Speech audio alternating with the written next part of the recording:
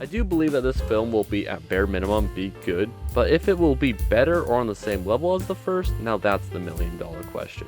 Regardless of its quality, I'm sure YouTube will see a massive influx in videos on this movie, with many of them being in video essay format. And who knows, I might even make one if I feel this film deserves it. What is it? It's so pretty. I'm feeling happy, which is a big deal for me. I want to touch it. Ooh. Hey, come back.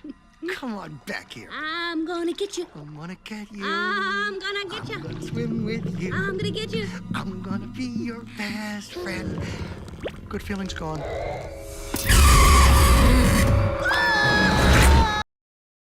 So yeah, it deserves its own video because this film is, and I don't use the term loosely, amazing. Get it? Like the amazing Okay, this originally wasn't meant to be the first video back from my hiatus, but congratulations Spiderverse, you were so great you dragged me out of my little cave to talk about it. Where do I begin with this movie? I think it's pretty obvious, but this is probably the best looking animated movie I've seen. It takes every element from the first Spider-Verse and elevates it to an 11, which also results in some of the best action I've ever seen in a movie. And if you're a longtime viewer of the channel, you know that just because a film or show has pretty good visuals, it doesn't mean much to me because it's just kind of expected nowadays with technology. But trust me when I say that the quote-unquote worst action of the movie is shown in the trailers. Don't confuse that with the action in the trailers being bad. It just means that the actual movie has so much better action scenes in the movie that you don't get to see unless you actually go see it. Which yes, this is my early recommendation for you to go see it. They clearly were holding back their best hand to themselves. Metaphorically speaking, of course. It's a must-see if you're a fan of animation, superhero films, or just good storytelling and characters. Another aspect that is worth mentioning is the music and how every character has a unique spin to the Spider-Verse motif, which adds to the idea that, yes, while they are all Spider-Man, they still are their own versions, and put their own unique spin on the character.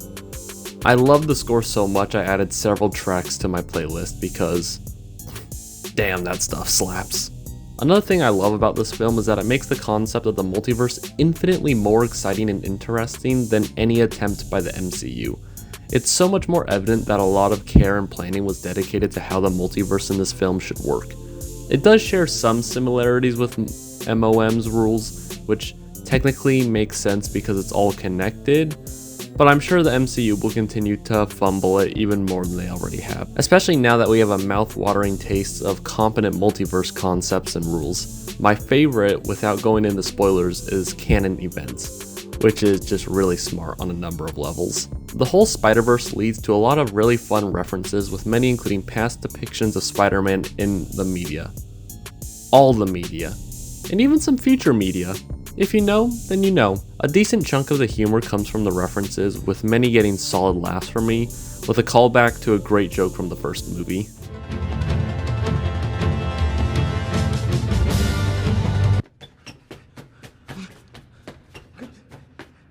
The characters are also all excellent and all get these moments to shine.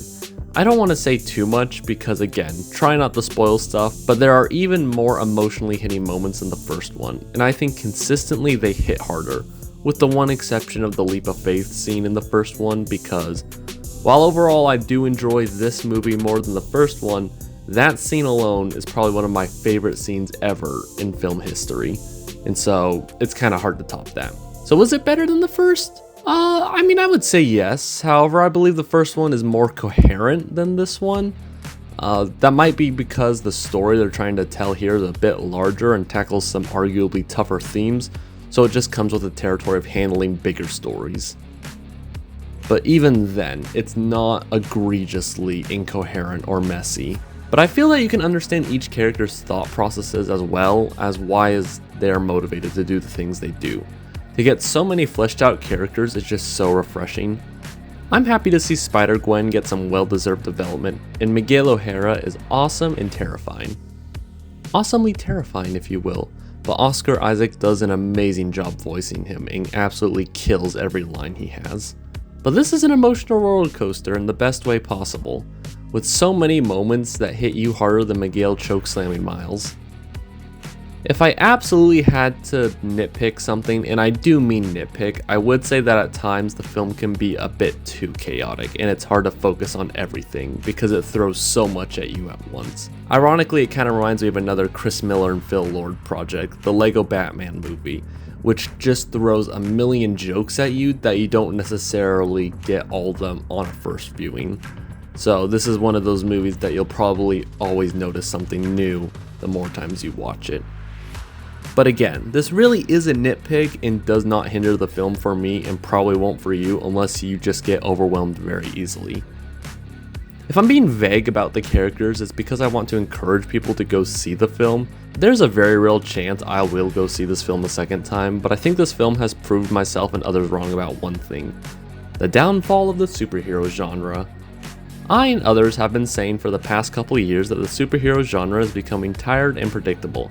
However, this film, and even to a certain extent Guardians of the Galaxy Volume 3, prove that superheroes can still work.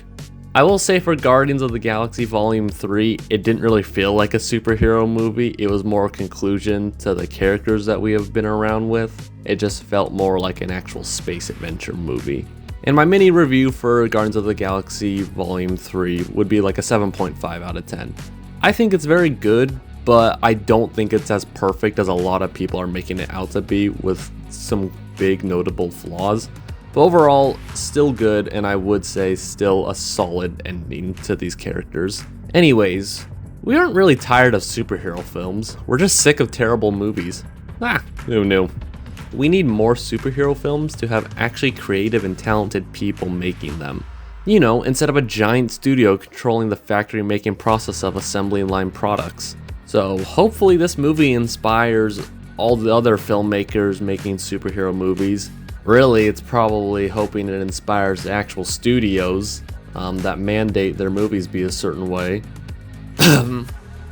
But we'll see if Spiderverse ends up having an impact on the superhero genre, because the first one definitely had an impact on the animation industry.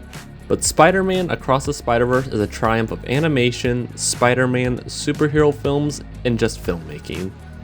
Again, I can't sing this film's praises well enough. Just go see it. I mean, what are you waiting for? Why are you still watching? Go see it now! I'm Cameron Facer. Spank all those buttons, have a great day, and stay safe out there. Bye bye.